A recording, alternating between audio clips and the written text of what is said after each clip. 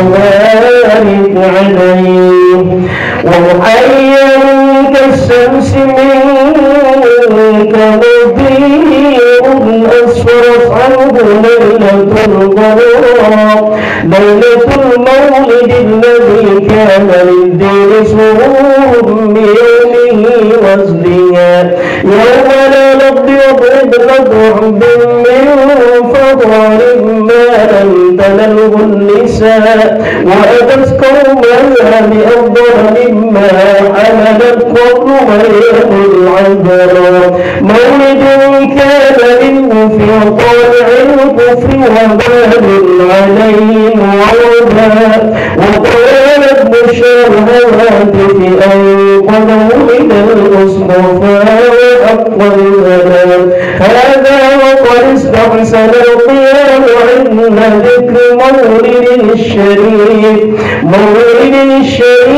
أئمة ذو رواية وغنية فطوبى لمن كان تعظيمه صلى الله عليه وسلم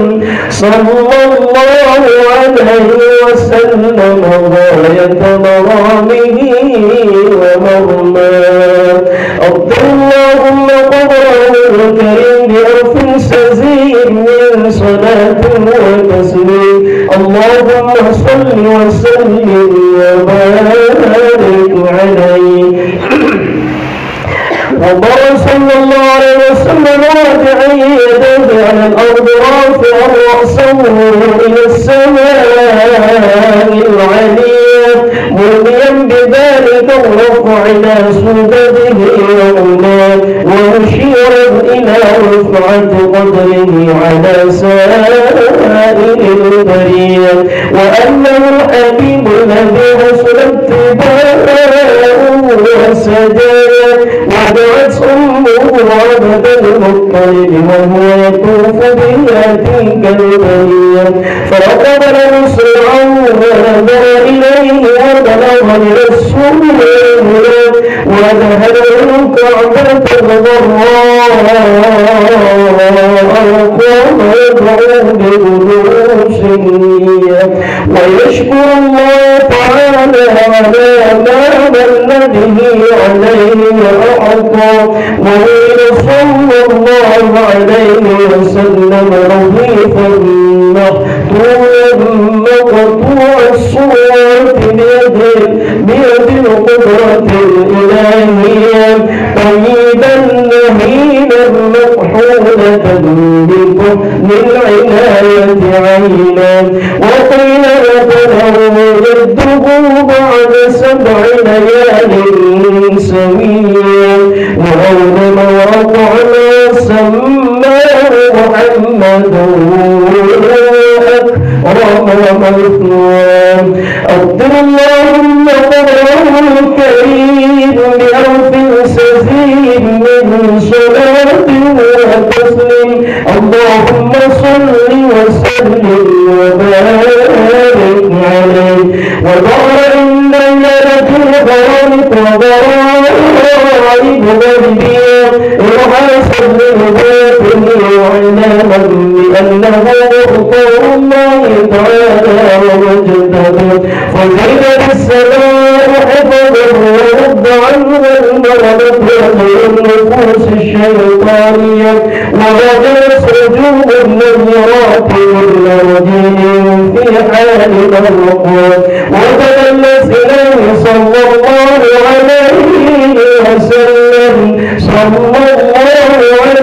وسلم الأنجل الزهرية واسترت بنورها الواد الحال والهدى وضرب معه العبارات له وشور الصهد القيصرية فرآها ببطاح مكة تداره وينصر الإيمان بالمدائن الإسرائيلية الذي رفع رسالة سمك بالرسال وسقط 14 من صرفات العليا وقصر من بإسرائيل ما أصابه وعرى وحملت النيران المعبودة بالملائكة الفارسين لطلوع بدر المنير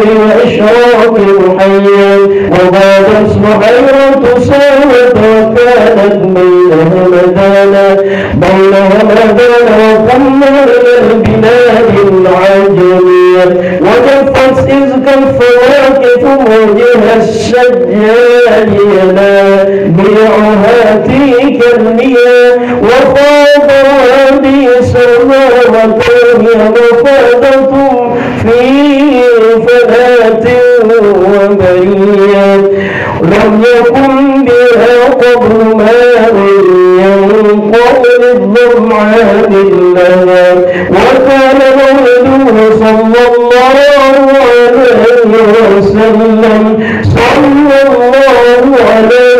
وسلم بالموت المعروف بالعراف المكية والبلد الذي لا يعظم شجره ولا يهمل هنا وطوف في عام ولادته وفي شهرها وفي يومها على أقوال للعلماء مروية والواضح أنها قبيل فجر يوم الاثنين ثانية عشر شهر ربيع الأول من عام الفيل الذي صد الله عن الحرم والدم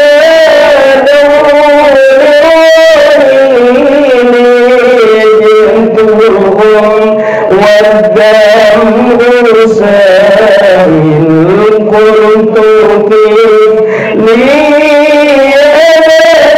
أمين وتحمل لي رسائل أيها السوق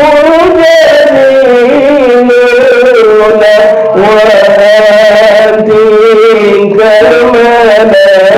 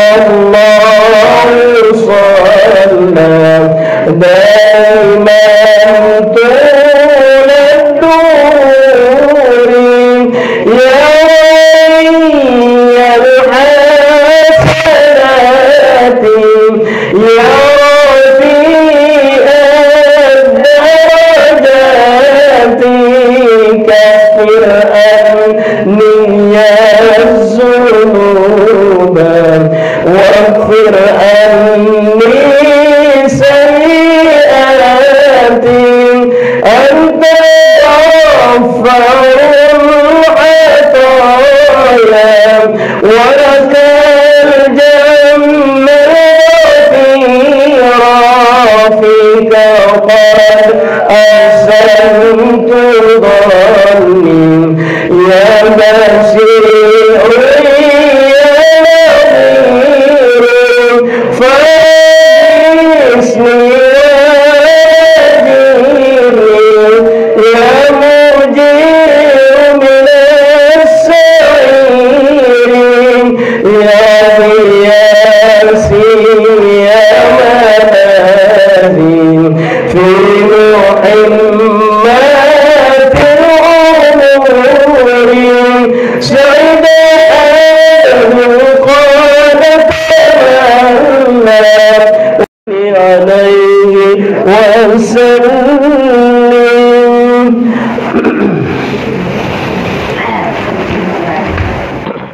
Tanpa menyebut Nabi besar Muhammad atau bersalawat kepada Rasulullah SAW itu, bahkan bisa jadi doa-doa kita tidak dikabulkan oleh Allah Subhanahu wa Ta'ala. Tetapi dengan membaca solawat, mengagungkan besar Muhammad Sallallahu Alaihi Wasallam, insya Allah segala doa-doa kita dikabulkan Allah Subhanahu Wa Taala. Tentunya dalam perjalanan Nabi besar Muhammad SAW banyak sekali keberkahan-keberkahan yang dialami oleh siapapun yang senantiasa melakukan interaksi kepada beliau. Hatta kita saat ini berada di akhir zaman ini tidak pernah ketemu, bahkan juga mendapatkan keberkahan ketika kita senantiasa menghubungkan aktivitas yang kita lakukan itu dengan beliau, hatta dengan melakukan sholawatan dan juga bersanji seperti yang tadi itu. Meskipun para ulama berbeda pendapat, tapi ulama-ulama yang memahami kaidah-kaidah usul, mereka memahami ini adalah sesuatu yang insya Allah sampai kepada Rasulullah Muhammad SAW. Bahwa di dalam perjalanan kelahiran Rasulullah Muhammad SAW ada sosok wanita yang tentunya kita semua tahu bahwa salah seorang wanita yang juga menjadi bagian dari kehidupan Rasulullah SAW itu adalah Fatimatus Sa'diyah. Tadi sempat saya dengarkan disebut-sebut di bersanji tadi. Siapa beliau? Beliau adalah wanita yang menyusui Nabi besar Muhammad sallallahu alaihi wasallam ketika ibu beliau tidak bisa memberikan air susunya. Di zaman atau pada saat itu di Arab itu atau di zaman Quraisy yang kemudian mereka hidup di dalamnya berbagai kebudayaan, bahwa menyusui anak itu adalah bagian dari keutamaan yang bisa menjadikan anak-anak itu menjadi kuat. Jadi kalau saat ini mungkin itu vaksin begitu ya. Dan mereka juga dulu itu sudah memahami perkara itu, sehingga orang-orang tua, kakak mereka itu mencarikan wanita yang bisa menyusui anak mereka. Dan Abdul Muttalib itulah kemudian memilih Fatimatul As-Sa'diyah sebagai ayah penyusunya. Dan ada berbagai kejadian yang dialami oleh Fatimah Sa'diyah dan suaminya ketika mengambil Nabi besar Muhammad sallallahu alaihi wasallam sebagai anak yang akan disusui. Karena pada saat paceklik pada saat itu wanita-wanita di luar jazirah Arab itu datang ke Mekah untuk mencari anak-anak yang disusui. Jadi mereka itu kemudian mendapatkan gaji dan biaya dari anak-anak yang mereka susui itu. Tetapi di antara seluruh wanita-wanita itu mereka tidak mau mengambil Nabi besar Muhammad SAW karena melihat dia anak yatim. Tapi Halimatus Sa'diyah itu mengambil. Dan ketika beliau mengambil dan membawa Nabi besar Muhammad SAW ini, ternyata banyak keberkahan yang didapatkannya. Di malam pertama mereka membawanya, ternyata membawa perubahan yang luar biasa. Selama ini ketika mereka tidur, tidak bisa tidur dengan tenang. Kenapa? Karena anak mereka juga itu selalu menangis. Tapi ketika membawa Nabi besar Muhammad SAW ke rumahnya, malam itu mereka bisa tidur dengan tenang. Dan yang mengagetkan mereka juga adalah kambing-kambing peliharaan mereka yang selama ini tidak bisa atau tidak memiliki susu pada saat itu bisa diperah susunya dan mereka bisa meminum itu. Termasuk juga unta betina mereka yang sudah sangat tua renta mampu berjalan puluhan kilometer bahkan sampai di tempat mereka dari Mekah. Itulah yang membuat mereka terheran-heran dan itulah yang menjadi salah satu keberkahan bahwa memang anak yaitu bayi lebih besar Muhammad SAW itu adalah bayi yang diberkahi oleh Allah Subhanahu wa Ta'ala. Jadi beliau bahkan sebelum menjadi nabi sampai menjadi nabi, menjadi umat, menjadi makhluk atau menjadi manusia yang paling mulia di hadapan Allah Subhanahu wa Ta'ala dan di seluruh manusia. Sehingga apapun yang kita lakukan saat ini dalam rangka untuk mendekatkan dan menghormati serta menunjukkan kecintaan kita kepada beliau adalah sesuatu yang insya Allah diberkahi oleh Allah Subhanahu wa Ta'ala. Jadi jangan khawatir dengan kue-kue sebesar ini, sebanyak ini tidak ada yang disebut dengan mubazir. Nah, ini ada masalah pemahaman yang harus saya luruskan ya. Mubazir itu bukan makanan yang banyak kemudian tidak dimakan dan itu mubazir, itu bukan mubazir namanya. Mubazir itu adalah harta kita yang kita belanjakan dengan cara-cara yang haram, itu mubazir. Jadi misalnya ada uang kita beli bir, itu mubazir itu. Jadi mubazir itu adalah harta kita atau uang kita yang kita belanjakan kepada sesuatu yang haram, itu mubazir. Tapi kalau makanan yang berlebihan itu dibuang pun itu tidak mubazir, karena makhluk-makhluk Allah yang lainnya akan memakannya gitu. Jadi jangan kita mengkooptasikan hukum syara dengan hal-hal yang tidak benar. Oleh karena itu kita bersyukur kepada Allah Subhanahu wa Ta'ala karena kita masih bisa bertemu, melakukan hal-hal semacam ini, bersilaturahmi, dan ini adalah sesuatu yang insya Allah diberkahi oleh Allah Subhanahu wa Ta'ala. Saya kira demikian, semoga Allah Subhanahu wa Ta'ala memberikan taufik dan hidayah kepada kita semua dan kita senantiasa bisa mengamalkan apa yang telah dicontohkan oleh Rasulullah Muhammad SAW dalam kehidupan kita sehari-hari. Billahi taufiq wal hidayah. Wassalamualaikum warahmatullahi wabarakatuh.